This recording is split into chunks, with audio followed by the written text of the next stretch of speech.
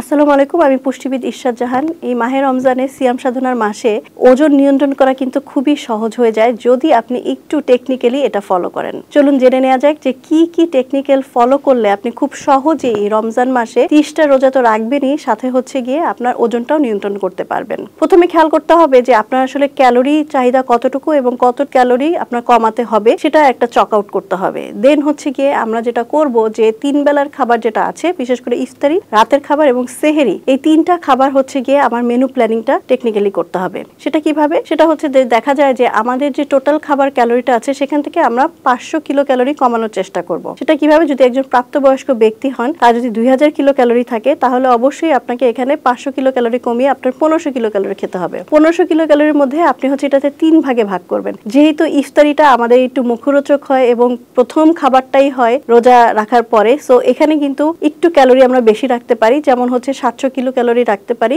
দেন রাতের খাবারটা আমরা হচ্ছে 300 কিলো ক্যালোরি রাখবো এবং ভোর রাতে বা সেহরির খাবারটা আমরা 500 কিলো ক্যালোরির মধ্যে রাখবো। সো এভাবে একটু ব্যালেন্স করব। এটা গেল কিলো ক্যালোরির বিষয়। আর বাকিটা হচ্ছে মেনু এখন আমরা কিভাবে সিলেক্ট করব। যেমন রোজা রেখে প্রথমে আমরা রুম টেম্পারেচার পানি দিয়ে আমরা শুরু করব। দেন হচ্ছে আমরা ফল খাবো। আমরা ফলের জুসটা নিষেধ করি অনেক সময় ডায়েট কন্ট্রোল করার সময়, এটা পরে আপনি খাবেন। এবং ইফতারির সময় আপনি যেটা করবেন যে একদম ফ্রেশ ফ্রুটস আছে 4 থেকে 5টা কালার, যেমন হচ্ছে লাল রঙের সবজি ফল পাওয়া যায়, হলুদ, কমলা, সাদা এবং হচ্ছে বেগুনি এবং হচ্ছে সবুজ, এই 5টা কালারের আপনি ফল নিয়ে আপনি এটাকে একটা ফ্রুট চাট করবেন। সেটার সাথে হচ্ছে গিয়ে আপনি একটু দই করবেন। অনেকে কিন্তু কলা খেতে পছন্দ করেন, কলাটা আপনি খেতে পারেন, তবে রেগুলার বেসিসে না খাওয়াই ভালো, কারণ ক্যালোরি যেমন থাকে কলাতে, এটাতে কিন্তু কার্বোহাইড্রেটও থাকে এবং সুগারও কিন্তু থাকে। মিষ্টি ফল না খেয়ে একটু কম মিষ্টি জাতীয় যে ফলগুলো আছে সেগুলো আপনি সিলেক্ট করবেন, এবং পানি জাতীয় যেমন নাশপাতি, তারপর তরমুজ, এই ধরনের ফলগুলো কিন্তু প্রচুর ফাইবার থাকে, পানি কন্টেন্ট করে,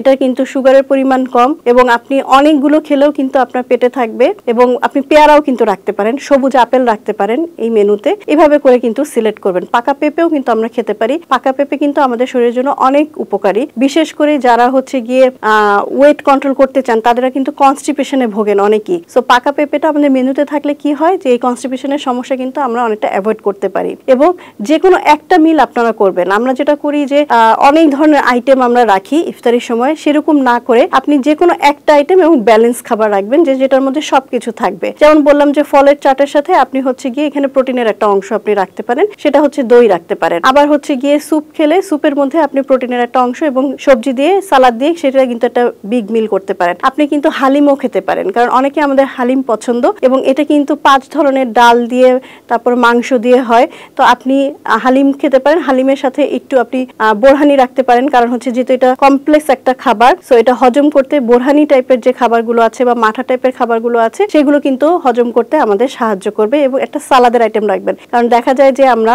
সালাদটা কিন্তু বলতেই মনে করি যে হচ্ছে গিয়ে শসা এবং টমেটো, কিন্তু এই দুটোর বাইরেও কিন্তু আমাদের আরো কিছু ইনগ্রেডিয়েন্ট আছে যেগুলো খেলে আমাদের শরীরের থেকে কিন্তু চর্বিটা কমাতে সাহায্য করে। যেমন কাঁচা পেঁপে, কাঁচা পেঁপের এনজাইমটা কিন্তু আমাদের শরীরের জন্য অনেক ভালো। সো এটা অল্প পরিমাণে আপনি কুচিয়ে যদি আপনি খাবারের মধ্যে দেন সেটা কিন্তু আপনার মেটাবলিজম পাওয়ারটাকে বাড়াবে। সাথে কিন্তু আমরা হচ্ছে গিয়ে যাদের কোলেস্টেরল আছে বা হচ্ছে ফ্যাট কমাতে চান, সেক্ষেত্রেও কিন্তু হচ্ছে সাদা বাঁধাকপি এবং বেগুনি বাঁধাকপি, এই দুটো কিন্তু আমাদের শরীরের জন্য অনেক উপকারী। ফাইটোনিউট্রিয়েন্ট থাকে, অ্যান্টিঅক্সিডেন্ট থাকে, আমাদের বডি ডিটক্স করতে এবং হচ্ছে কনস্টিপেশনের সমস্যা সারাতে সবকিছু মাল্টিপারপাসে কিন্তু এটা হেল্প করে।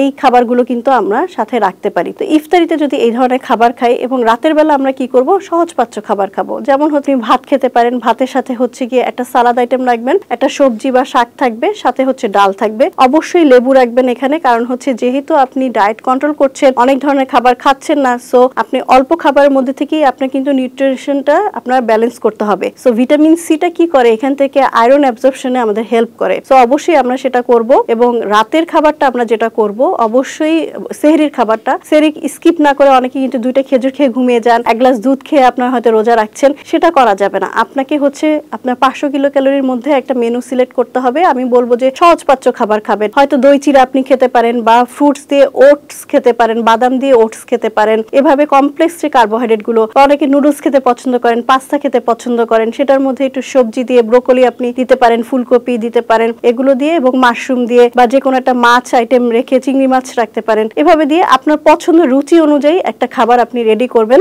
সেই খাবারটা কিন্তু আপনি ব্যালেন্স করে খাবেন। তাহলে কি হবে, আপনার এই যে সারাদিনের খাবারটা আপনার স্ট্রেস রিলিফ করবে। আমাদের কর্টিসল হরমোন যেটা থাকে এটা কিন্তু সিক্রেশন হতে থাকে আমাদের এই রমজানের সময়, যেহেতু আমাদের খুব কর্মব্যস্তময় জীবন আমরা কাটাই। পাশাপাশি আপনাকে তরল জাতীয় খাবারের প্রতি কিন্তু যত্নশীল হতে হবে। আমি বলছিলাম যে ফ্রুট জুসটা আপনি পরে খাবেন, যে কোনো ফ্রুট জুস আপনি করে রাখবেন। আর্টিফিশিয়াল কালারিং যে জুসগুলো আছে মুখরোচক, সেটা না খেয়ে আপনি অবশ্যই ন্যাচারাল যে ফলগুলো আছে, আপনি বেলের শরবত খেতে পারেন, পাকা পেঁপের শরবত খেতে পারেন, আনারসের শরবত খেতে পারেন। এগুলোতে কোনো চিনি ব্যবহার না করে আপনি যদি শরবত করে আপনি একটু হালকা ঠান্ডা করে খান সারাদিন, ধরেন সারাদিন না সরি, যদি হচ্ছে গিয়ে সন্ধ্যা থেকে রাত পর্যন্ত যতক্ষণ আপনি জেগে আছেন পানির পরিবর্তে আপনি খেতে পারেন, তাহলে কি হবে, মাইক্রো মিনারেলসের যে চাহিদাটা আপনার আছে সেটা কিন্তু পূরণ হয়ে যাবে। তো এইভাবে খাবার মেনুটা আপনি যদি ব্যালেন্স করেন, টেকনিক্যালি আপনি চয়েস করেন, তাহলে রমজান মাসে কিন্তু খুব সহজে আপনি ওজন কমাতে পারবেন। পাশাপাশি যারা এক্সারসাইজ করতে চাচ্ছেন তাদের জন্য বলবো যে